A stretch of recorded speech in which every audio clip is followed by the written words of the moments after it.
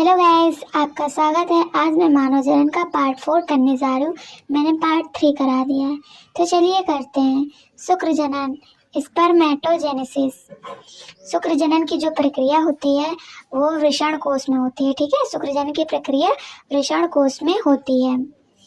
और ये क्वेश्चन बहुत ही ज़्यादा इम्पोर्टेंट, तो आप याद कर लेना। ठीक है, वृषण में द्विगुणित जनन कोशिका होती है। इस जनन कोशिका में समसूत्री विभाजन होता है और विभाजन के कारण कोशिकाओं की संख्या बढ़ जाती है।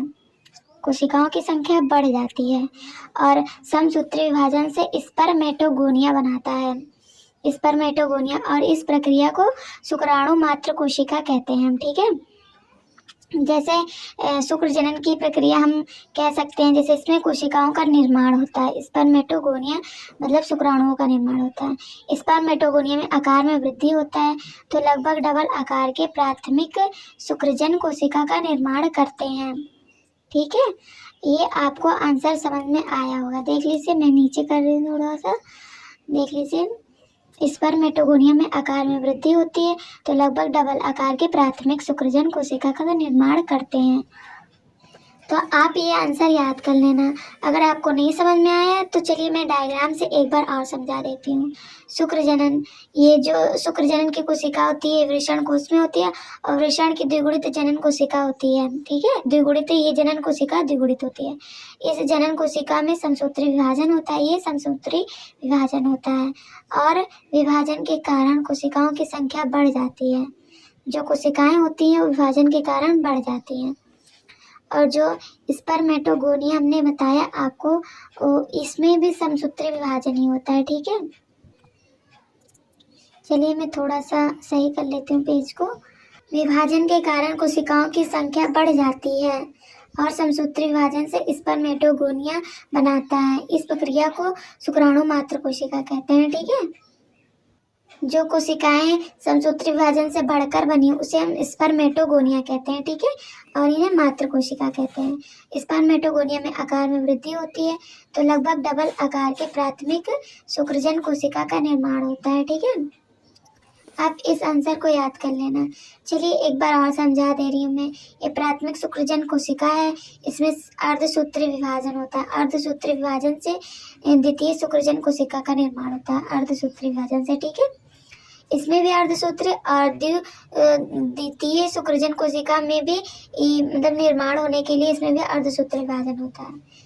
फिर इसमें आकार में वृद्धि होता है या अर्धसूत्री विभाजन से शुक्राणु पूर्व कोशिका का निर्माण होता है। लंबे लंबे शुक्राणुओं का निर्माण होता है। ठीक है, द्वितीय शुक्रजन कोशिका से। ठीक है, चलिए मैं इसको एक बार और समझा देती हूँ। जो शुक्राणु जनन कोशिका है इसमें समसूत्री विभाजन होता है, तो समसूत्री विभाजन करके इनकी कोशिकाएं बढ़ जाती हैं और बढ़कर ही स्पर्मेटोगोनिया बनाती है। और स्पर्मेटोगोनिया जो होती है उसे हम शुक्राणु मात्र कोशिका कहते हैं। और स्पर्मेटोगोनिया में आकार में वृद्धि होती है, तो लगभग डबल आकार के कोशिकाओं का निर्माण करती है। और ये कोशिकाएं में अर्धसूत्री विभाजन होता है, जिससे कि जो कोशिकाएं होती हैं उसकी संख्या बढ़ जाती है और द्वितीय शुक्रजन कोशिका कहलाती है। द्वितीय शुक्रजन कोशिका में अर्धसूत्री विभाजन होता है, तो केवल कोशिकाओं की संख्या बढ़ती है। मतलब गुणसूत्रों की संख्या पर कोई प्रभाव नहीं पड़ता है। ठीक है, और इसको हम स्पर्मेटिक्स या शुक्राणु पूर्व कोशिका कहते हैं। इससे ही लंबे लंबे शुक्राणुओं का निर्माण होता है। ठीक है, शुक्राणु पूर्व कोशिका मतलब शुक्राणुओं का निर्माण। आशा करती हूँ आपको यह आंसर समझ में आया होगा। चलिए यहाँ से एक बार और पढ़ते हैं। वृषण में द्विगुणित जनन कोशिका होती है। इस जनन कोशिका में समसूत्री विभाजन होता है और विभाजन के कारण कोशिकाओं की संख्या बढ़ जाती है।